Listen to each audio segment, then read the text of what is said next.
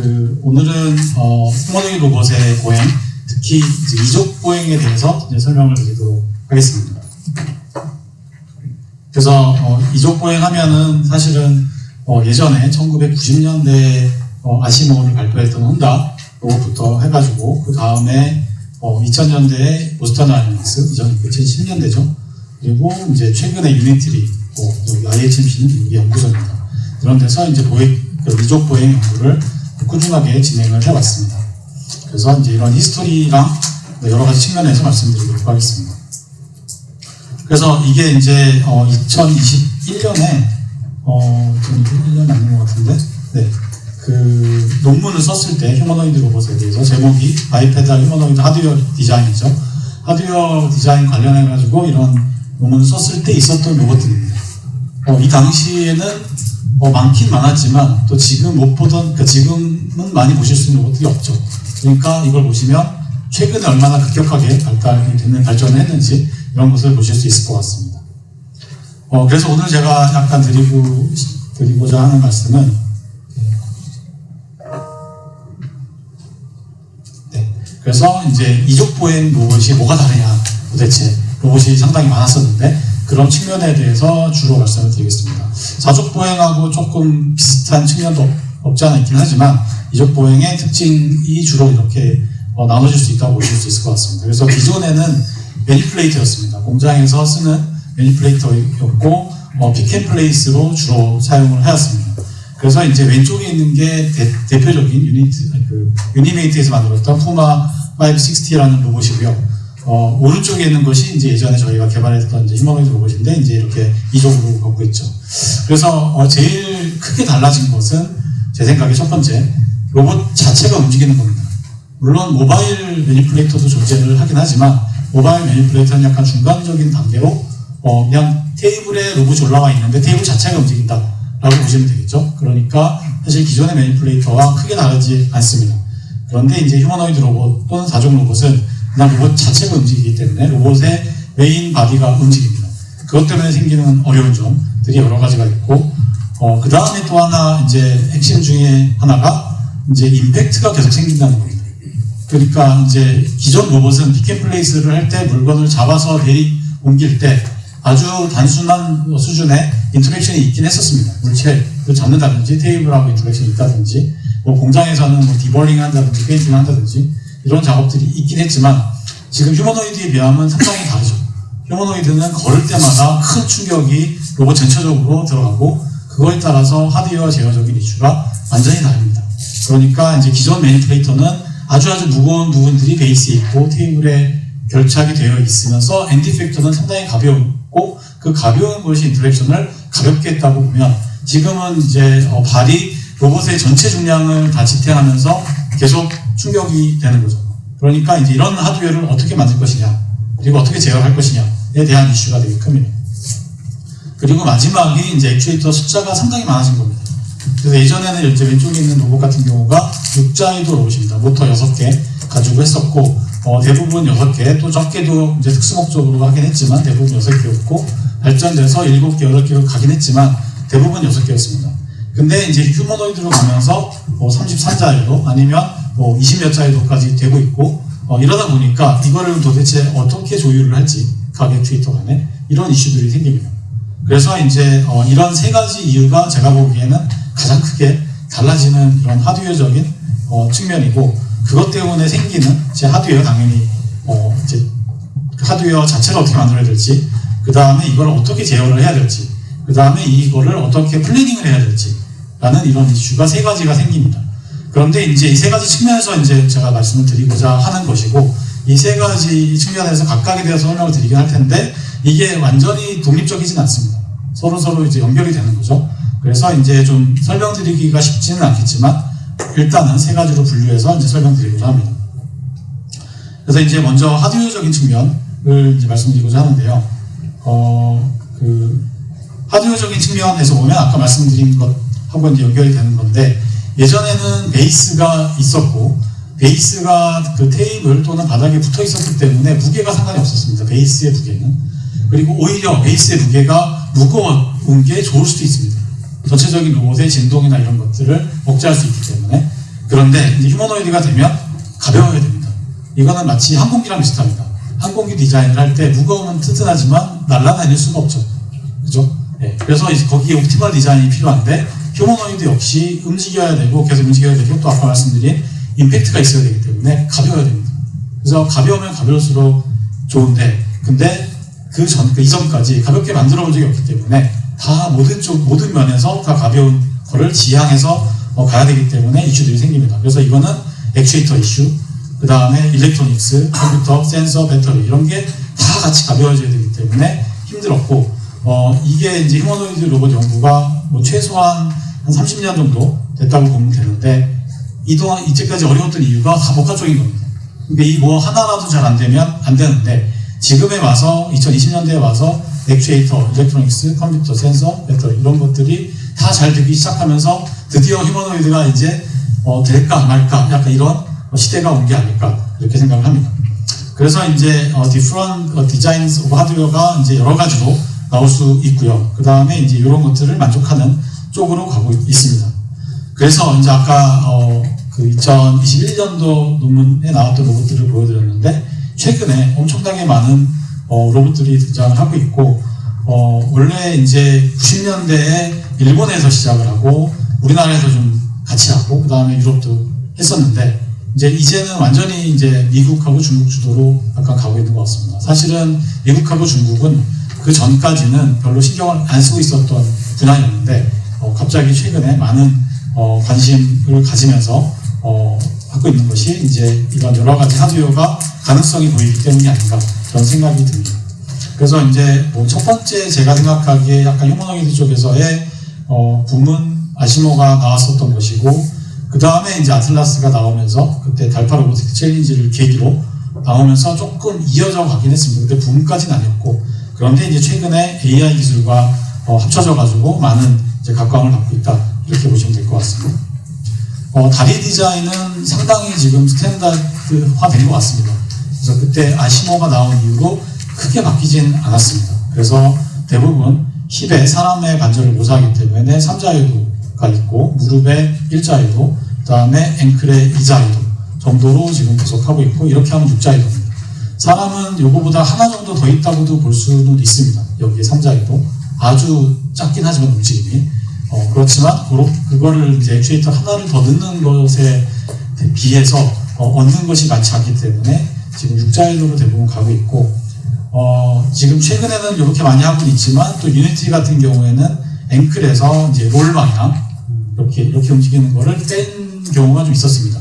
네, 뺀 로봇도 있고 안 뺀 로봇도 있고. 그럼 왜 빼냐 하면은 단점이 좀 많긴 하지만 가볍게 만들려고 하는 겁니다. 그래서 가장 어려운 점 중에 하나가 휴머노이드에서 아까도 계속 강조를 드렸지만 계속 충격을 해야 되는데 다리가 가벼우면 가벼울수록 좋은데 근데 이제 여기서 생기는 아이러니컬한 문제는 뭐냐면 다리가 가벼워야 되는데 액추에이터는 6개가 들어가야 되고 이 중에서 어떤 액추에이터가 제일 세야 될까요? 생각해보면 발목이 약해서는 쉽지 않습니다. 왜냐면 온몸을 지탱을 해야 되니까. 그쵸? 이제 매니플레이터인 경우에는 전체를 지탱하는 거는 베이스에 있었습니다, 모터가. 근데 지금 두 발로 서 있으다 그러면 두 발을 지탱해야 되는 게 발목에 있는 거죠, 사실은. 그쵸? 그러다 보니까 발목 모터를 약한 걸 쓸 수가 없고 센 걸 쓰려고 그러면 무거워지고 이런 이제 딜레마에 봉착을 하게 되고 그러다 보니까 이제 초기 휴머노이드 로봇들은 이런 문제를 하드웨어적으로 해결하기가 어려웠기 때문에 일단은 기존에 사용됐던 모터들을 사용해서 제어를 시도를 했고 임팩트나 이런 거를 하드웨어적으로 줄이기 어려웠기 때문에 제어적인 거를 주로 활용을 했고 그러다 보니까 늦었습니다. 네, 지금보다. 네, 지금은 이제 하드웨어적인 것이 이제 많이 발전하기 때문에 좀 빨라진 경향이 있고요. 네, 그래서 약간 정리해서 말씀을 드리면 일단 6자유도는 있어야 어느 정도 보행이 가능한데 5자유도로도 가능하다. 다리 하나는. 근데 5자유도로 하면 한 다리로 지탱해서 서 있는 건 불가능한 거죠. 두 다리로만 서 있고 한 다리로는 잠깐만 있는 이런 형태가 이제 가능합니다. 그래서 이제 이런 것이 이제 사람을 모방하기도 했고 가장 많이 쓰이는 형태라고 보실 수 있을 것 같고요. 그 다음에가 이제 액추에이터 이슈입니다. 그래서 액추에이터를 그럼 무엇을 쓸 수 있을 건가? 그래서 지금 현재는 일렉트릭 모터를 많이 사용을 하고 있는데 이제 하이드롤릭 액추에이터도 캔디데이트 중에 하나입니다. 그래서 유압하고 일렉트릭 모터 이 두 가지를 가지고 이제 사람들이 많이 고려를 하고 있고 지금도 다 고려가 되는 대상이라고 볼 수 있습니다. 그러면 처음엔 어땠냐 하면은 지금 이제 일본의 와세대 대학에서 하이드롤릭 액추에이터를 가지고 만들었습니다. 이제 와세대 대학은 사실은 휴머노이드를 최초로 만들었다. 여기 있는 두 개 이런 로봇들을 만들었다고 해서 되게 자부심이 높습니다. 네, 자기네들이 휴머노이드를 시작했다 이렇게 생각을 하고 있는데 그때 만들었던 휴머노이드가 하이드롤릭 유압을 만들었습니다. 네, 그럼 왜 유압을 만들었냐 하면은 그 당시에 여러 가지 기술 상황으로 봤을 때 유압이 가능했겠죠. 그때 모터가 없었던 것도 아니고. 그러니까 지금 휴머노이드 이제 계속 보시면 아시겠지만 휴머노이드 로봇의 하드웨어는 계속 변화해 나가고 있고 그것은 그 당시의 제어 기술, 그 다음에 플래닝 기술 이런 것들이 복합적으로 고려가 돼서 만들어졌다라고 보면 될 것 같습니다. 그래서 이제 처음에는 하이드롤릭으로 만들었는데 거기 보시는 것처럼 모터 기술이 안 좋아서 별로 그러다가 모터 기술이 좋아지니까 이제 DC 모터로 바꿔서 10년 후에 이렇게 됐었다라고 보시면 될 것 같고 다리는 지금 보시면 거의 똑같죠. 그리고 이제 그 미국에서는 어땠냐 하면은 지금 이 마크 레이볼트 교수님 유명하시죠? 보스턴 다이내믹스로 이때 시작을 하셨습니다. 70년대, 80년대 예, 하핑 로봇을 만들었고 이 하핑 로봇을 어떻게 만들었냐? 하이드롤릭 액추에이터입니다. 그러니까 이 당시에는 하이드롤릭 액추에이터가 파워풀하고 로봇의 전체 무게를 지탱할 수 있을 만큼 됐었다 기술이 이렇게 보시는 게 좋을 것 같습니다. 그리고 이제 보시면 마크 레이볼트 교수님은 이게 점핑하는 거 되게 좋아하시는 것 같아요. 그렇죠? 그래서 보스턴 다이내믹스에서 보여주는 거 보면 항상 점핑하고 백더블링하고 그러잖아요. 제가 보기에는 같은 기술인데 그렇죠? 70년대부터 있었던 같은 기술인데 하드웨어만 달라지면서 조금 더 복잡한 하드웨어로 똑같은 기술을 구현했다. 그분의 꿈이 그런 것이고 그런 것을 해냈다. 이렇게 보시면 되지 않을까 이런 생각이 많이 듭니다. 그리고 이제 이게 이제 2000년대로 넘어가면서 95년에 이제 97년에 P3 나오고 96년에 아마 P2가 나왔을 텐데 2000년대에는 지금 이런 형태로 완전히 대세가 자리를 잡았었습니다. 2000년대에는. 그래서 BLDC 모터와 하모닉 기어를 가지고 다들 만들었고요. 특히 당연히 일본에서 주도하고 전 세계적으로 특히 우리나라 휴버도 이렇게 만들었고요. 네. 그 휴머노이드를 만든다고 하면 이렇게 많이 만들었습니다. 그러면 이때는 왜 이랬냐 하면은 BLDC 기술이 상당히 좋아진 거죠. 네. 브러시리스 모터 기술이 좋아지고 그 다음에 이 하모닉 기어가 정밀하게 로봇을 제어할 수 있기 때문에 이런 기술이 이제 딱 도입이 돼서 스탠다드화이 돼서 했다고 볼 수 있습니다. 그 영향은 제가 보기에 존다 P2가 처음으로 나와서 걸었습니다. 휴머노이드 형태로. 그러다 보니까 사람들이 야 저게 되네 하면서 일단 하드웨어를 똑같이 만드는 거죠. 그리고 다 이제 알고리즘 쪽으로 연구를 많이 했습니다. 그리고 이제 이때 아시모가 제대로 걷기 전에는 걷는 것 자체가 되게 어렵습니다. 네. 그러면 이제 사람들이 야 이게 제어가 문제냐 하드웨어가 문제냐 이런 고민을 하겠죠. 이걸 다 한꺼번에 묶어놨는데 그때 보면은 이제 하드웨어가 계속 왔다 이제 하이드롤릭 했다가 일렉트릭 모터가 했는데 그러면 뭐가 문제인지도 잘 모르고 할 때 제가 보기에는 모터가 되게 좋아지고 하모닉 기어가 들어오면서 백래시가 없어지거든요. 백래시가 없어지니까 모터의 위치를 저희가 원하는 대로 아주 정밀하게 제어할 수 있습니다. 그러니까 일단 하드웨어 이슈를 없애보자 라고 해서 이렇게 갔던 게 크지 않았을까 이렇게 싶습니다. 그러면 제어 이슈죠. 사람들이 생각하기에 하드웨어 이슈가 없으면. 그래서 이제 이 하드웨어를 가지고 제어 기술을 엄청나게 많이 연구를 했다라고 보시면 될 것 같습니다. 그래서 이 하드웨어로 뭐 일본의 아이스에서 이런 것도 만들고 카이스트 휴버가 뛰어다니고 이런 것들을 이제 10년 넘게 열심히 연구를 했습니다. 저희 연구실에서는 사실 최근에 휴머노이드를 만들긴 했지만 이런 이제 도깨비라는 로봇을 만들어서 지금 진행을 하고 있고요. 이 도깨비라는 로봇은 한 180cm 정도 되고 아까 보여드린 BLDC 모터에 하모닉 기어를 붙여서 했고 저희에서의 약간 특징은 저희는 이제 위치 제어 기반이라기보다도 각 관절의 토크를 생성해서 토크 명령을 줘서 로봇을 제어하는 이런 특징이 있습니다. 그래서 보시면 여기 저희가 위치 커맨드를 주지 않고 발에 토크 명령을 주고 있기 때문에 이렇게 컴플라이언트한 모션이 생성이 될 수 있고요. 이런 거는 지금 폴스 토크 센서 없이 위아래 이런 동작들이 다 가능한 것을 보여드리고 있습니다. 뒤쪽에도 조금 나오긴 하는데요. 그래서 이거는 약간 사이드로 빠져서 저희 연구 좀 소개해드리고요. 그러면 이 이후에 어떻게 됐냐 하면은 이제 2010년도부터 컴플라이언트 액추에이터라는 쪽으로 이제 진보가 되기 시작합니다. 그러니까 기존에 이제 BLDC 모터에 하모닉 기어를 써가지고 되게 타이트하게 제어를 했고, 좀 이따가 이제 제어 쪽 설명을 드릴 텐데, GMP라는 것을 FT 센서로 측정을 해서 모션을 아주 정밀하게 제어했습니다. 그런데 이제 요때쯤 나온 패러다임은 방금 제가 여기서 말씀드린 건데, 저희는 지금 오픈루브로 토크 관절 제어를 하는데, 클로즈 루브로 토크 제어를 각 관절에서 해서 전신 동력학을 사용하면 좋겠다라는 쪽으로 연구자들이 많이 연구를 하기 시작했습니다. 그럼 이렇게 왜 연구를 했냐 하면은 이제 보행이 어느 정도 되는 거죠. 어느 정도 보행이 되니까 그러면 좀 더 빠르게 다이나믹한 동작을 만들고 싶은데, 기존 방법으로는 그게 좀 쉽지 않습니다. 위치 제어 기반으로 하면서 리니어 인버티드 펜듈럼 모델만으로 하긴 어렵기 때문에 로봇의 전신 동력학을 사용하면서 각 관절의 토크들을 활용한다든지 아니면 그거를 모듈레이션 한다든지 하는 방식으로 했으면 좋겠다라는 쪽으로 연구가 많이 진행됐습니다. 그래서 기존의 하이드롤릭 액추에이터는 조금 더 진보된 하이드롤릭 액추에이터, 그리고 특히 경량화 쪽이 많이 진행이 됐습니다. 미국 쪽에서. 그래서 이거를 보스턴 다이내믹스에서 채택해서 아틀라스 로봇에 집중적으로 활용을 했고, 이런 것 때문에 이 점핑이 가능하게 됐죠. 초기 휴머노이드 로봇에서. 아틀라스의 초기 모델이죠. 그 다음에 이제 일렉트릭 모터는 제가 말씀드린 그 BLDC 모터의 하모닉 기어였는데, 거기에다가 이제 각 관절의 토크를 측정하고 활용하기 위해서 토크 센서를 달기 시작했습니다. 물론 많이 비싸지긴 하지만. 그리고 또 다른 노력으로 스프링을 부착을 했습니다. 이렇게 하는 이유는 사실은 로봇이 걸을 때 항상 충격이 있기 때문에 이 충격을 흡수하면서도 토크를 매진했으면 좋겠다, 이런 측면으로 이렇게 결정이 됐고, 그 다음에 또 하나가 이제 기어 레이쇼 자체를 낮추자. 기어 레이쇼 자체를 낮추면 저희가 커맨드를 주는 것하고 발현되는 토크하고 유사해지기 시작합니다. 프리션 같은 것들이 작으면서. 네, 그래서 이제 이런 쪽으로 한번 해보자 해서 이런 네 가지 흐름이 동시다발적으로 진행이 됐었고, 네, 그렇습니다. 그래서 하나씩 좀 예제로 보여드리면, 이 아틀라스 로봇, 그러니까 보스턴 다이내믹스에서 했던 것들이 다 하이드롤릭 액추에이터였습니다. 그래서 패트맨, 아틀라스, 그 다음에 신형 아틀라스, 이렇게 된 것들이 다 하이드롤릭 액추에이터를 사용했고, 여기서는 아마 상체에서는 일부 일렉트릭 모터를 사용했다고 들었습니다. 그래서 이제 이런 하이드롤릭 액추에이터를 쓰면서 장점이 엄청나게 파워풀하기 때문에 막 점핑하고 뛰어다니고 이런 것들이 가능했고, 기존의 일렉트릭 모터로는 그게 잘 안 됐었습니다. 여기 아틀라스가 보여줄 당시만 해도.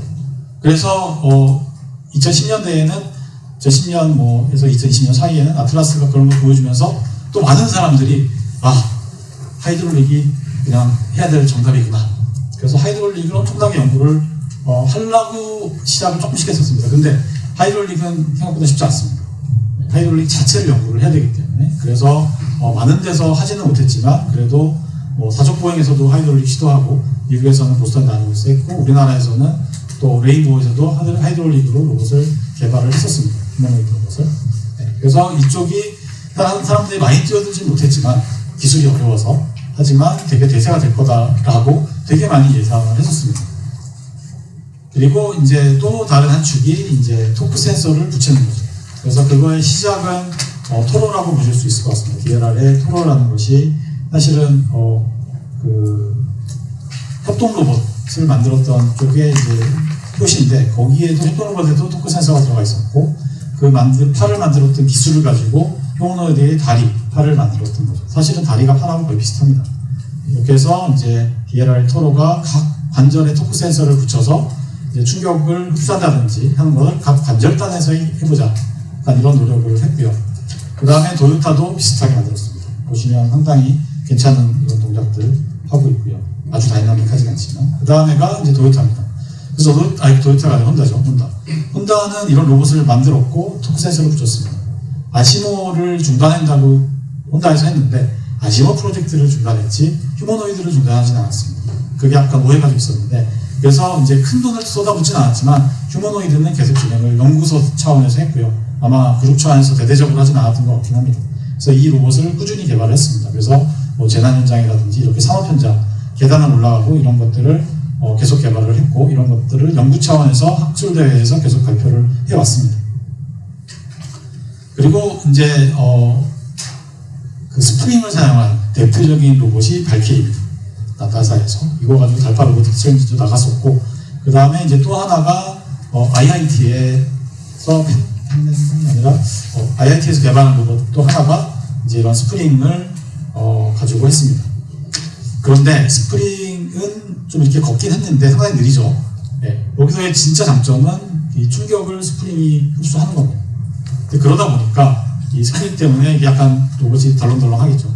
그래서 이거를 제대로 제어하기가 너무너무 힘들어요. 그래서 여기도 거의 힘들었고, 그 다음에 이제 IIT도 제대로 걷는 거 보여준 적 별로 없고요. 스프링을 사용한 이적 보행은, 사적 보행은 좀 있습니다. 근데 이적 보행은 좀 쉽지 않은 상황이었고, 최근에는 많이 안 보여지고 있긴 합니다. 네. 그런데 제가 약간 느끼는 거는, 이것도 다시 올 수 있지 않나 이런 생각이 조금 듭니다. 왜냐하면 이거를 사람들이 노력했을 때 대부분 기존의 제어 기술 가지고 엄청나게 노력을 했거든요. 모델링하고 그 다음에 뭐 에너지 보고 막 이렇게 해가지고 했는데 잘 안 되는 거죠. 그런데 지금 AI 기술이 지금 뜨고 있기 때문에 강화학습을 통해서 하면 이 하드웨어도 되고 이 장점을 충분히 활용할 수도 있는 거 아닌가 이런 생각을 좀 최근에 많이 합니다. 그래서 아무도 안 하고 있는데 빨리 한번 해봐야 되나 뭐 이런 생각을 좀 하고도 있긴 합니다. 근데 이게 또 만드는 게 어렵습니다. 사실은 이 이제 스프링을 넣어서 하는 거의 단점이 만드는 게 어렵습니다. 그래서 이제 이것도 하고 싶긴 한데 제가 할 수 있는 일에 한계가 있기 때문에 이제 많이는 못하고 있고요. 그리고 이제 이게 캐시, 어질리티 로보틱스에서 만든 캐시 로봇인데 이게 기어 레이쇼를 낮춘 로봇의 시초가 되는 겁니다.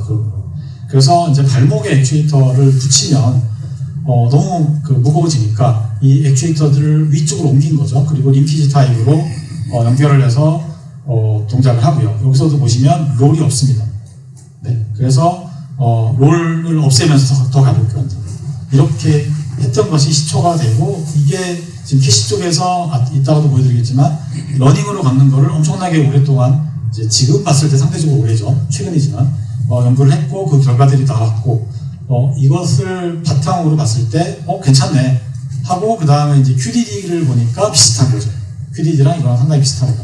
그렇죠? 기어 레이쇼가 낮은 거죠. 그래서 이제 QDD 쪽 이런 쪽이 지금 현재 러닝하고 연결이 되면서 상당히 각광을 받고 있습니다. 그래서 러닝이 없었으면 이게 그렇게 각광을 받을 수 있었을까는 잘은 모르겠는데 지금 러닝 방법을 했을 때 상당히 잘 되고 그 이유 중에 하나가 기어하고 비가 낮기 때문에 지금 심투 리얼이 잘 됩니다. 상대적으로. 다른 게 안 되는 건 아닌데 심투 리얼이 기어 레이쇼가 낮을 때 조금 더 잘 된다 이렇게 보실 수 있을 것 같습니다. 그래서 이제 하드웨어적인 측면을 이 정도로 좀 설명을 드리면서 마무리하고요. 여기 유니티는 안 가져왔지만 뭐 비슷한 방식이다라고 생각을 하셔도 될 것 같습니다. 그리고 이제 다음 이슈가 이제 컨택입니다. 그라운드랑 계속 컨택을 하는데 이걸 도대체 어떻게 해결할 거냐.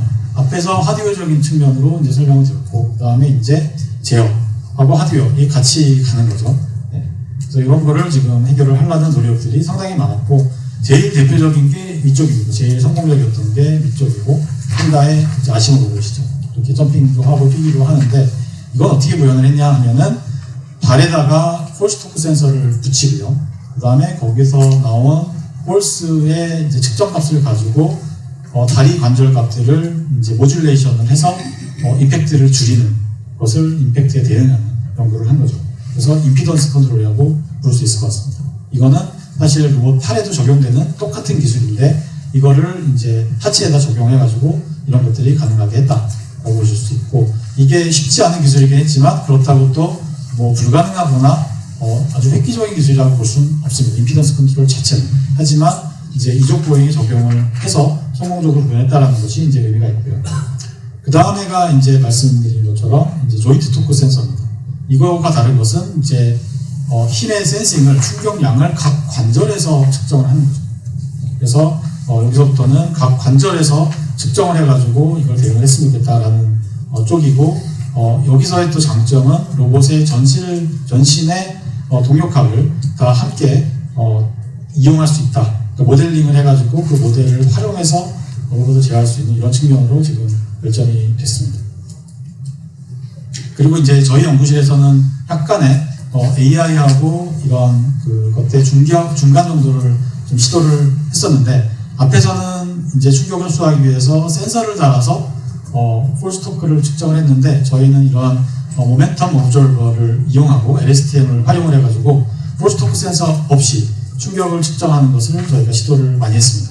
그래서 이전에는 이제 DOB가 됐었고, 최근에는 MOB 가지고 하는데, 이런 MOB 넷이라는 것을 LSTM 네트워크를 활용을 해가지고 여기 이렇게 보행할 때, 아니면 이렇게 전신에 충격이 가해졌을 때, 손을 가이드할 때, 이런 외력들을 크로스토크 센서 없이 저희가 모델 기반 플러스 LSTM으로 측정을 해가지고 구현하는 것도 성공을 했습니다. 그래서 이런 것은 약간 인공지능 알고리즘과 모델 기반 알고리즘의 약간 조합으로 가능하다, 이런 것을 이제 보실 수 있을 것 같고요. 그 다음에 이제 이런 정도가 지금 충격에 관련된 것이고, 지금 QDD나 아까 보셨던 어질리티 로보틱스 같은 경우는 일단 다리를 아주 가볍게 만들었기 때문에 충격에 대해서 훨씬 더 좋다, 이렇게 좀 보실 수 있고, 그러다 보니까 각 관절에서 충격 호수도 조금씩 되고, 그 다음에 각 관절에서의 토크 제어도 어느 정도 되는 이런 상황이라고 보실 수 있을 것 같습니다. 그리고 이제 마지막 이슈로 해가지고 로봇이 어려운 점이 관절이 너무 많습니다. 관절이 너무 많아서 이거를 플래닝하기가 너무 힘듭니다. 그게 이제 가장 또 어려운 문제 중에 하나고요. 그럼 이게 왜 이렇게 어렵냐 하면은 저희 로봇의 예시를 보시면 33자 유도입니다. 33자 유도의 로봇에 각 관절에 커맨드를 줘야 되는데, 로봇에 천천히 주는 경우는 200Hz, 빨리 주는 경우는 1kHz, 이렇게 로봇에 명령을 줍니다. 33자 유도의 각 관절에 이렇게 자주 명령을 주는데, 그러면 그럼 얼마나 경우의 수가 많은가, 바둑처럼 생각을 해보시면 각 관절에 쏠 수 있는 관절의 각도의 크기는 엄청나게 많죠. 이건 인코더의 분해능에 가깝습니다. 그렇죠? 그래서 이게 한 2000개다, 각 관절에. 그러면 2000개 내 관절이 30개고, 그거를 200Hz로 답을 구해내야 됩니다. 실시간으로. 그래야만 로봇이 동작을 하는 거죠. 네. 근데 이거를 어떻게 할 수 있는 것이냐? 최적화 문제로 할 수 있습니다. 할 수 있는데 시간이 너무 많이 걸립니다. 그렇죠? 네. 그래가지고 이제 이 문제를 해결하는 게 로보틱스를 하는 사람들의 약간 영원한 수건 사업 같은 겁니다.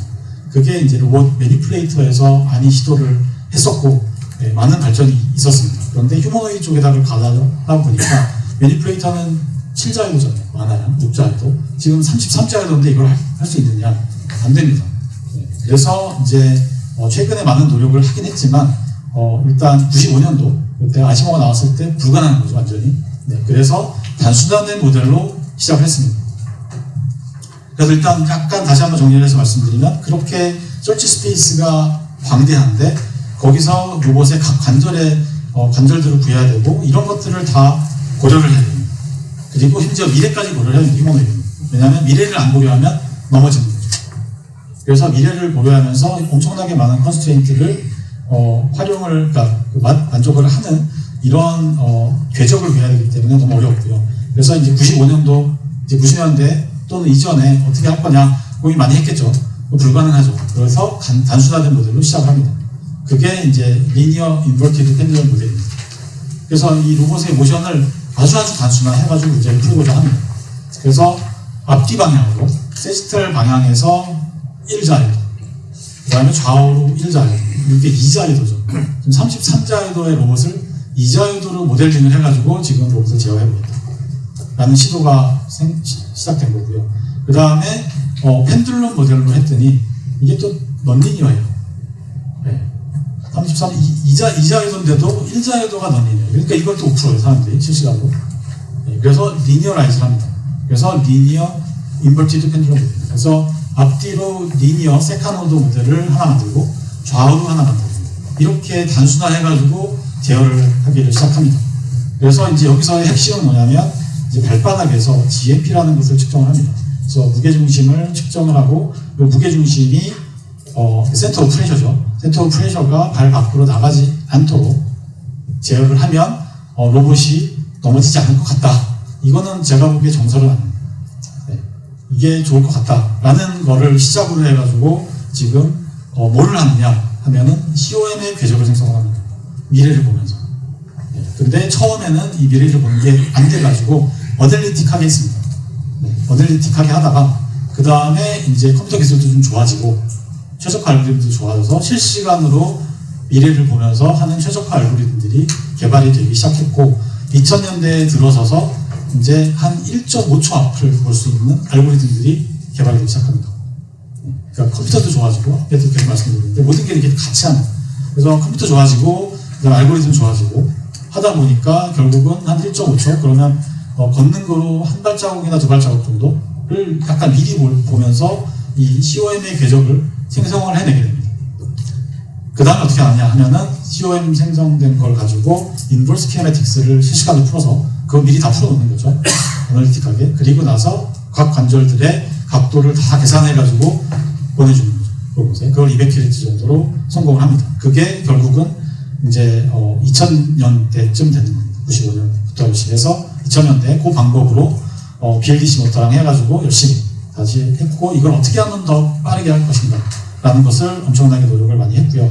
여기에 말씀드린 GMP를 요 발 안에다가 넣는 COM의 궤적을 생성을 하자라는 것이고요. 이게 이렇게 안 되더라도 걸을 수 있을 것입니다. 근데 이렇게 보수적으로 이렇게 하는 게 안전하다라는 것이고요. 이후에 이제 요 알고리즘들이 많이 발전을 하면서 이제 처음에는 실내에서밖에 안 됐었는데, 여기 카이스트 보시는 것처럼 실외에서 한다든지, 그 다음에 리니어 인버티드 펜듈럼 모델은 워낙 단순하기 때문에 상체를 움직이면 모델이 달라집니다.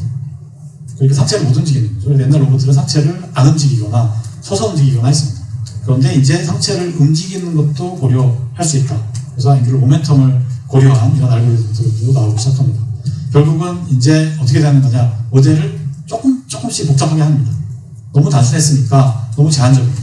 그래서 아주 천천히 걷는 것밖에 안 됐기 때문에 이제는 상체도 쓰고, 상체를 쓰려면 모델을 조금 복잡하게 합니다. 그래서 뭐 리니어 인버티드 펜듈럼 모델에 플라이휠 모델 같은 거를 복합적으로 한다든지, 아니면 일단 LIPM에다가 전신의 IK를 다 활용해가지고 같이 문제를 푼다든지, 이런 식으로 해서 모델을 조금 더 복잡하게 하면서 조금 더 다이나믹한 모션들을 성공시키려고 노력을 하고 있고, 지금까지도 계속되고 있습니다. 현재까지도. 그래서 지금 이제 로봇 보행 제어 플래닝 쪽에서 가장 큰 이슈는 어떻게 하면 실제 로봇하고 유사한 모델을 쓰면서, 그렇다는 얘기는 복잡해지는 거죠. 그렇죠? 하면서 이 문제를 실시간으로 옵티멀 컨트롤을 사용해서 풀 수 있는가에 대한 연구를 아직까지도 계속 하고 있습니다. 이게 러닝 방법보다 좋을 수도 있고 안 좋을 수도 있지만, 이게 아직 끝이 못 봤습니다. 왜냐하면 로봇의 자유도를 다 반영하는 이런 모델을 활용해서 실시간으로 아직 못하거든요. 그래서 이거를 계속 해보고자 하는 아카데믹한 이런 노력들이 있고, 이게 잘 되면 궁극적으로 러닝보다 잘 될 수도 있습니다. 그건 아무도 모르는 거죠. 네. 그래서 이제 그걸 계속 하고 있고, 저희는 저희 연구실에서는 이런 방법, 유사한 방법들을 계속 발전시켜서 연구를 하고 있습니다. 그래서 이제 보시면 이런 캡처 포인트 또는 COM의 트라젝토리를 LIPM 모델을 가지고 생성하고, 그것 가지고는 다이나믹한 모습을 만들 수가 없기 때문에 상체의 앵귤러 모멘텀을 고려하고, 그 다음에 풋스텝도 실시간으로 바꿀 수 있는 이런 알고리즘들을 계속 옵티마이제이션 기반으로 연구를 계속 하고 있습니다. 그래서 보시면 외란이 크게 들어왔을 때 위에서 준다든지 발바닥에서 들어온다든지 할 때 상체를 움직인다든지 풋스텝을 바꾼다든지 하는 것들을 저희가 알고리즘을 만들어서 최적화 기반으로 이렇게 구현을 하는 것이 가능합니다. 그리고 이런 쪽도 앞서 말씀드린 것처럼 계속 연구자들이 열심히 하고 있는 분야라고 볼 수 있을 것 같습니다. 그래서 약간 그러면 진짜 궁극적인 목표는 뭐냐 하면은 로봇의 전신 모델을 완전히 사용해서 최적화로 문제를 한번 풀어보자, 이런 한 큰 방향이 있습니다. 그런데 현재 보면은 이게 너무 푸는데 오래갑니다. 그 이유가 뭐냐면 아까 말씀드린 것처럼 심지어 인버티드 펜듈럼도 넌리니어인데 전신을 다 고려하면 완전히 넌리니어가 되죠. 높습니다. 그러니까 이거를 어떻게 하면 실시간으로 풀 수 있을까 할 때 러닝 기법을 약간 도입을 하기 시작합니다. 그래서 문제를 미리 많이 풀어보고, 그러니까 이니셜 게스를 아주 잘하면 최적화된 솔루션 근처에서 설치를 시작하면 가능합니다. 그래서 그거를 러닝을 사용해서 어떻게 문제를 빨리 풀 수 있을지를, 그래서 솔루션 어디 근처에 있는지를 학습을 하고 미리 많이 푸는 거죠. 그 다음에 실제로 엑스큐션 할 때는 그 근처에서 해를 계속 구하면서 이 문제를 풀자라는 또 하나의 노력이 있습니다. 그래서 이제 되게 다각도로 많이 하는 것이고, 요게 최근에 많이 이제 시도를 하는 방향 중에 하나라고 보실 수 있을 것 같습니다. 워낙 사람들이 시도를 많이 해서 뭐가 대세다라고 말씀드리긴 조금 애매하지만 이 방향으로 사람들이 많이 노력을 하고 있는 중입니다. 그래서 이제 약간 옵티마이 모션 생성 쪽 좀 보시면 아까 중간 서머리로 좀 말씀드리긴 했지만 이런 노력들을 많이 하고 있습니다. 그러니까 좀 더 복잡한 모델을 사용해서 실제 로봇 하드웨어를 잘 표현하면서도 실시간으로 빨리 풀 수 있으면 좋겠다라는 노력을 지금 계속 하고 있고 많은 사람들이 노력을 하고 있습니다. 그리고 이제 마지막으로 또 많이 관심을 가지실 것 같기도 한 러닝 쪽, RL 쪽 연구를 조금 소개해드리도록 하겠습니다. 그래서 지금 보시면 이때까지의 노력들은 약간 복합적으로 고려하는 알고리즘들도 있긴 합니다. 하지만 대부분 임팩트를 제어하는 쪽이랑 모션 생성하는 쪽이랑 약간 나눠서 연구를 많이 진행했습니다. 이거를 만든 다음에 엑스큐션 할 때 이 알고리즘들을 독립적으로 개발한 거를 섞어 쓰는 거죠. 이런 식으로 많이 했었는데 이거를 이제 러닝 쪽에서 나오면서 합쳐서 해보자가 되는 거랑 약간 비슷한 느낌입니다. 그래서 최근 나오는 리인포스먼트 러닝은 지금 방금 말씀드린 이 두 가지 제어와 플래닝의 이슈를 한꺼번에 푸는 약간의 엔드-투-엔드에 가까운 이런 노력이라고 보실 수 있을 것 같습니다. 그래서 이 논문은 작년에 나온 논문인데 이런 그 바이페달 로코모션에 대한 딥 리인포스먼트 러닝에 대한 알고리즘들을 약간 분류를 해본 것 같습니다. 그래서 조금 더 자세한 것들은 이 논문을 참고하시면 될 것 같은데요. 엔드-투-엔드에서는 완전히 그냥 그 프리로 러닝하는 경우가 있습니다. 이건 뭐냐면 아무런 그 사전 지식 없이 로봇을 그냥 놓고 시작을 하는 거죠. 시뮬레이션에다가. 그러면 언젠가는 학습을 한다는 것이고 이게 생각보다 오래 걸립니다. 그러다 보니까 사람들이 그 다음에 시도할 수 있는 건 뭐냐면 이겁니다. 가이디드 러닝. 그래서 약간의 가이드를 주는 거죠. 이렇게 걸으면 잘 걷는다 라는 모션을 줍니다. 이 모션 어디서 나오냐? 모션 캡처를 사람이 하거나 아니면 기존의 다른 로봇들이 잘 걷는 걸 주는 거죠. 그럼 이걸 가지고 학습을 하면 조금 더 쉽고요. 그 다음에 이거는 약간 모델 기반하고 비슷한데 예를 들면 착지하는 게 좀 어렵다. 그러면 착지할 때 모션만 러닝을 합니다. 전반적인 거는 그냥 모델 기반을 사용하고 그래서 이런 하이브리드의 노력도 많이 되고 있고요. 왜냐하면 모델 기반이 워낙 예측 가능성이 높기 때문에 모델 기반도 상당히 괜찮습니다. 그래서 이제 그런 것들을 적극 활용하는 쪽이 있고요. 쪽이 약간 엔드-투-엔드에 가까운 것이고, 그 다음에 이제 하이라키 쪽을 보시면, 그러면 어떤 레벨을 학습을 할 것이냐입니다. 결국은 아까 말씀드린 것처럼 세 가지로 나눠지고요. 예를 들면, 발을 어디다 디딜 것인지가 약간 어떻게 보면 하이스트 레벨이고, 그 다음에 동작을 어떻게 생성할 건지가 중간, 임팩트를 어떻게 제어할 것인가 맨 마지막인데, 요 세 개를 뭐 이렇게 엔드-투-엔드를 한꺼번에 한다든지, 할 수 있지만 이걸 하이어키를 나눠서 세 개를 나눈 다음에 세 가지를 각각 학습을 할 수도 있습니다. 또는 두 개는 모델을 하고 하나는 학습을 하고 이렇게 하이어키를 줘가지고 하는 방법도 상당히 많이 지금 연구 개발을 하고 있습니다. 그래서 이제 학습 기반이라고만 하도 어떤 걸 쓰느냐 이런 거에 따라서 되게 많이 달라질 수 있기 때문에 이제 어떤 구조를 쓰는지도 많이 저희가 이제 봐야 되는 그런 상황이라고 볼 수 있을 것 같습니다. 약간 이제 히스토리컬하게 좀 설명을 드리면 아주 오래전에 지금으로부터 한 20년 전에 이렇게 이크라에서 벡터 크리틱 알고리즘을 사용해서 간단하게 걷는 이런 것이 이제 발표가 됐었는데 그 이후로 그렇게 주목을 받지는 못했습니다. 그러다가 이제 2018년에 이제 아까 보셨던 어질리티 로보틱스에서 이런 연구 결과들을 보여주면서 주목을 확 받기 시작했는데 저희가 판단하기로는 이제 하드웨어도 있었고 저희가 아까 말씀드렸던 이제 캐시 같은 스타일의 액추에이터들을 상체로 올리면서 다리를 가볍게 하는 이런 시도에다가 그 다음에 이제 알고리즘이 또 좋아지기 시작한 PPO 알고리즘을 오픈AI에서 발표를 했습니다. 그래서 로봇 하는 사람들이 발빠르게 이거를 도입을 해가지고 해본 거죠. 그러니까 잘 된 측면이 있습니다. 지금도 PPO가 되게 많이 파퓰러하게 쓰이는 알고리즘 중에 하나죠.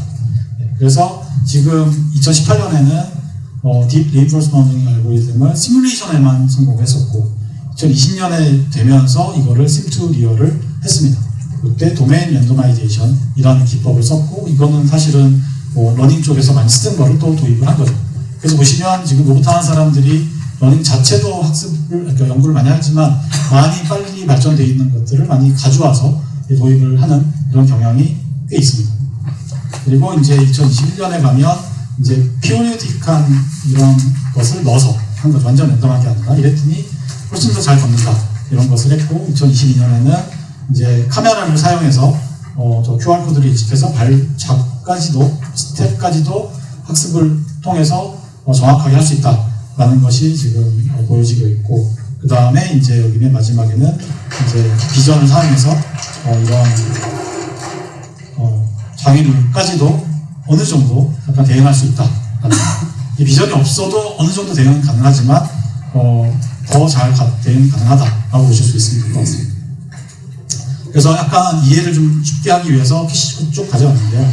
지금 최근에 되게 많은 노력들이 있고, 저희 연구실에서는 예를 들면 위치를 학습하는 것이 아니라 토크를, 각 관절에서 발현되는 토크를 학습해서 제어를 해보자 하는 것을 저희가 해서 좀 퍼블리시했었고, 그 다음에 이제 되게 다양한 보행 패턴을 한번 학습하자라고 해서 AMP 알고리즘 같은 것을 활용해서 걷다가 뛴다든지 그런 트랜지션 이슈를 해결하자라는 노력이 많이 되고 있고, 그 다음에 진짜 최근에는 로코모션과 매니플레이션을 다 같이 학습하는 이런 것들, 그리고 이제 오늘 직전에 보셨던 되게 많은 다양한 동작들을 다 한꺼번에 학습하는 이런 노력들을 많이 지금 연구를 하고 있다, 이렇게 보실 수 있을 것 같습니다.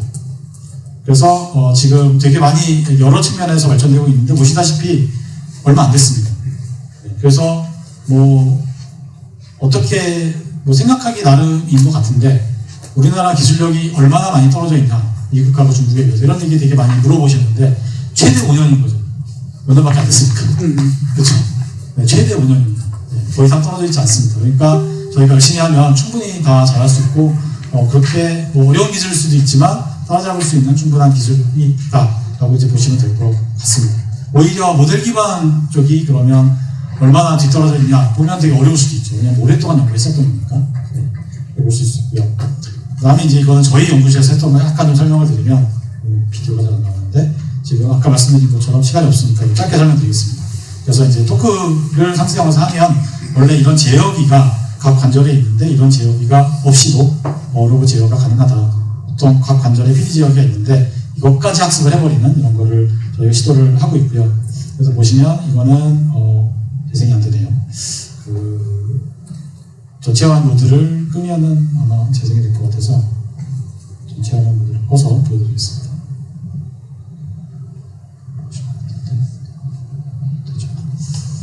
이상하게 전체 모드면 잘 안 되는 경우가 많더라고요. 그래서 이거는 사람의 움직임, 모션 캡처한 거를 가지고 캡처해서 좀 더 자연스럽고, 그 다음에 이제 이쪽을 보시면 이거는 푸시 리커버리도 잘할 수 있다, 되게 로버스트하다라는 거 보여드리고, 그 다음에 이거는 블라인드 스테어 다운입니다. 그래서 카메라를 활용하지 않고 이런 것도 가능하다라고 하고, 이건 좀 더 높은 거 또 대응하는 리인포스먼트 러닝 기반의 학습 알고리즘을 하는데, 여기서는 저희가 기존에 연구했던 모델 기반의 학습으로 생성된 궤적을 가지고 학습을 했습니다. 학습이 엄청나게 빨리 됩니다. 그런데 이제 여기서는 사람의 데이터를 가지고 했습니다. 근데 사람의 데이터를 가지고 하면 사람의 데이터하고 로봇 데이터하고 완전히 다르잖아요. 그러니까 학습하는 데 시간이 걸립니다. 결과는 비슷할 수 있는데, 그래서 효율적인 차원에서 봤을 때 그냥 로봇이 잘 걷는 거 가지고 학습하는 것도 나쁘지 않다, 이렇게 생각할 수 있습니다. 그래서 많은 연구실들이 사실은 처음에는 저희 같은 방법을 많이 씁니다. 그리고 나중에 엔드투엔드를 하거나 아니면 완전 예를 들어서 지금 아무런 모션 없이 걷게 하면 상당히 오래 걸릴 수 있습니다. 그래서 이제 마지막으로 약간 정리해서 말씀을 드리면, 지금 러닝 베이스드 워킹 알고리즘에서는 해야 될 게 상당히 많습니다. 지금 잘 되는 거를 많이 보시는데, 저희가 그걸 직접 저희 회사, 저희 연구실에서 운영한다 하면은, 그리고 또 앞으로 해결해야 될 문제들, 이런 것들이 무엇이냐 하면은 이런 것들이라고 좀 나열을 좀 대충 해봤습니다. 그래서 프레임은 어떤 걸 쓸지, 어떤 하나를 선택을 해서 하면 모든 거에 맞는 일수는 아직은 없는 상황인 것 같습니다. 아직도 가야 될 길이 많고 되게 연구를 많이 해야 되는 그런 상황인 것 같고, 그 다음에 지금 비전을 가지고 많이는 안 하는데 비전을 가지고 하기 시작을 했습니다. 그래서 이제 비전 기반으로 학습하는 건 또 다른 약간 레벨이 될 수 있는 거죠. 그래서 그런 것들을 많이 해야 될 것 같고, 이렇게 보시는 게 더 편할 수도 있을 것 같아서 그랬는데, 알겠습니다. 이렇게 하면 또 이거를 저처럼 해야 돼서, 그리고 이 심2 리얼, 요거가 지금 되게 많이 사람들이 신경을 쓰는 거죠. 심2 리얼. 그래서 지금 어떻게 보면 요거 때문에 지금 QDD를 많이 활용을 합니다. QDD가 심지율이 상당히 잘 되는 편입니다. 다른 액추에이터에 비해서. 네, 그리고 로봇이 빠르고요. 하지만 QDD의 한계도 좀 있습니다. 네, 그렇기 때문에 어떻게 될지 잘 모르겠고요. 그 다음에 이제 매니플레이션 쪽도 해야 되겠죠. 네, 그리고 이제 리워드 펑션을 지금 사람들이 열심히 하거든요. 뭐 PID 제어 해보신 분들은 다 튜닝하잖아요. 이것도 엄청나게 튜닝하고 있습니다. 리워드 펑션을. 그래서 이 리워드 펑션을 어떻게 하면 튜닝이 적게 할 수 있느냐, 이런 노력들 되게 많이 하고 있습니다. 이거는 사실은 사족보행에서 이미 많이 진행이 되고 있는데 그런 기법들을 저희가 많이 가져올 수 있지 않을까 이렇게 생각을 하고 있고요. 그 다음에 뭐 내비게이션, 오토메이션, 이런 쪽에 다 레일하고 같이 이제 하는 것을 많이 사람들이 연구를 하고 있습니다. 그래서 오늘 약간 정리를 해보면 이렇게 세 가지의 특징 때문에 생기는 이슈들을 세 가지 측면에서 설명을 드렸고요.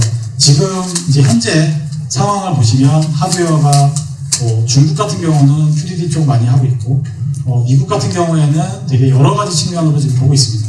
그래서 토크 센서 붙이는 것도 하고 있고 QDD도 하고 있고 아마 케이블 드리븐으로도 하고 있고 여러 가지로 하드웨어 보고 있는데 중국은 QDD고 우리는 그럼 어느 쪽으로 할 거냐 이런 것에 대한 고민 그리고 그거에 따라서 그럼 제어를 어떻게 할 거냐 네, 그런 것 그다음 플래닝은 또 어떻게 될 거냐 이런 거는 또 이제 AI 쪽 또는 모델 기반 뭐 여러 가지 이제 초이스들이 있기 때문에 어떻게 이제 저희한테 맞는 쪽으로 가야 될지 많은 이제 연구자분들 그다음에 회사 이런 데서 같이 이제 진행을 해야 되지 않을까 생각이 되고요. 근데 제가 진짜로 하나 확실하게 말씀드리고자 하는 거는 지금 보시면 결국은 하드웨어 알고리즘 이게 같이 갑니다. 알고리즘이 상당히 좋아지면 그때 또 하드웨어를 또 새롭게 하고요. 하드웨어가 되게 좋아지면 또 알고리즘을 또 새롭게 그거에 맞춰서 개발하고 이게 지금까지 보면 역사적으로 뭐 하나가 이제 솔루션이다. 이게 세상을 지배할 거다. 라는 솔루션은 아직 없었습니다. 휴머노이드 쪽에서는.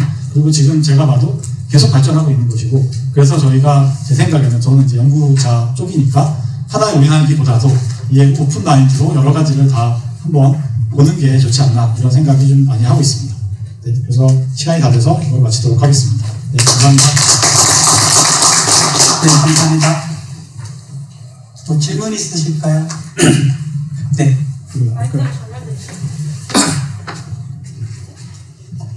그 QDD를 이용하면 심투리얼이 좋다고 했는데 예를 들어 하모닉을 쓰면 프릭션 이런 것 때문에 그게 어려운 건지 그다음에 두 번째 질문은 지금 아까 토크 베이스로 한다고 했는데 거기에 액추에이터를 하모닉으로 만들지 아니면 QDD로 만드는지 그건 퀘션하고요. 그다음에 세 번째는 팔은 전 세계가 전부 다 하모닉을 쓰잖아요. 왜냐하면 정밀도 때문에 그 매니플레이션을 QDD 레벨로 하기가 좀 그렇고 하모닉도 대량 생산되면서 지속적으로 싸지고 그렇게 해서 정밀도가 되는데 이 QDD 휴머노이드가 정밀 작업을 과연 할 수 있을지 아무리 학습을 한다고 해도 왜 우리 경험으로 지금 티칭으로 지금 산업용은 다 저렇게 쓰고 있는데 QDD는 아무래도 기하니까 정밀도가 문제가 없어지는지도 좀 궁금합니다. 첫 번째 질문 말씀드리면 말씀하신 게 맞습니다. 하모닉 기어가 아무래도 마찰이 좀 크기 때문에 좀 잘 안 되는 측면이 없잖아 있고 또 하나가 하모닉 기어가 컴플라이언스가 있습니다. 그래서 약간 말랑말랑하거든요. 그래서 그것까지 모델링을 해야지 더 잘 되는 측면이 있기 때문에 QDD를 선호하는데 사실은 저희 연구실에서는 지금 아까 물어보셨는데 토크 제어로 하는 걸 학습을 하는데 학습으로 시뮬레이션 하는 학습으로 다 했고 심수리얼도 하는데 지금 그때 하모닉 기어에다가 BLC 모터 쓰고 있습니다. 그렇게 안 되는 게 아니라 QDD보다 조금 더 어렵다. 그건 보셔도 될 것 같습니다. 사실은 사실 얘기하시는 분들에 따라 많이 다른데 QDD만 사용하시는 분들 또는 BLDC에다가 하모닉 기어를 저처럼 사용 안 해보신 분들은 불가능하다고 얘기하시는 분 되게 많아요. 백드라이버를 하지 않다. 이걸 쓰면 절대 안 된다. 이렇게 얘기하시는 분 많은데 그렇지 않습니다. 해보면. 근데 제가 보기에 러닝 측면에서 조금 어려운 측면이 많지 않을까. 그러니까 사람들이 QDD를 선호한다. 그렇게 저는 생각을 하고 있습니다. 그리고 마지막 질문이 이제 정밀도인데 이게 이제 말씀하신 것 때문에 하체에만 사용을 하고 있고 상체에는 정밀한 작업이 필요할 가능성이 많기 때문에 그리고 팔에는 사실은 상체는 팔은 이때까지 많이 협동 로봇 개발해왔기 때문에 비슷하게 지금 가고 있는데 그럼 QDD를 사용을 못할 것이냐 그거는 제가 보기에는 할 수 없는 것 같습니다. 왜냐하면 말씀하신 것처럼 하모닉 기어도 발전하지만 QDD도 발전할 거거든요. QDD도 발전할 거고 지금 하모닉 기어에다가 BLD를 써가지고 정밀하게 하다가 잘 되면 QDD를 또 시도하겠죠. 지금은 사실은 정밀 작업을 현재 휴머노이드를 못 하잖아요. 아직. 그러니까 지금 보면은 BLDC 모터에다 하모닉으로도 정밀 작업을 못 하는데 그럼 그걸 QDD로 바꿔서 이게 AI 문제인지 제어 문제인지 하드웨어 문제인지 알 수도 없는 국면으로 가면 모두가 괴로운 거죠. 그러니까 일단은 괜찮은 하드웨어로 해보고 잘 되면 그 다음에 사람들이 다음 이슈로 넘어갈 거라고 저는 믿고 있습니다. 그 다음에 또 하드웨어를 또 새로운 걸 시도를 하겠죠. 그 중에 하나가 이제 QDD가 될 수도 있다. 저는 그렇게 생각하고 있습니다. 시간상 또 네, 온라인 질문. 토크 센서를 쓰려면 커런트로 안 하죠. 토크 제어를 주로 한다고 했는데. 커런트로 하겠습니다. 커런트. 정리한 건 나중에. 네. 온라인 질문 독과 전달하고 마무리하겠습니다.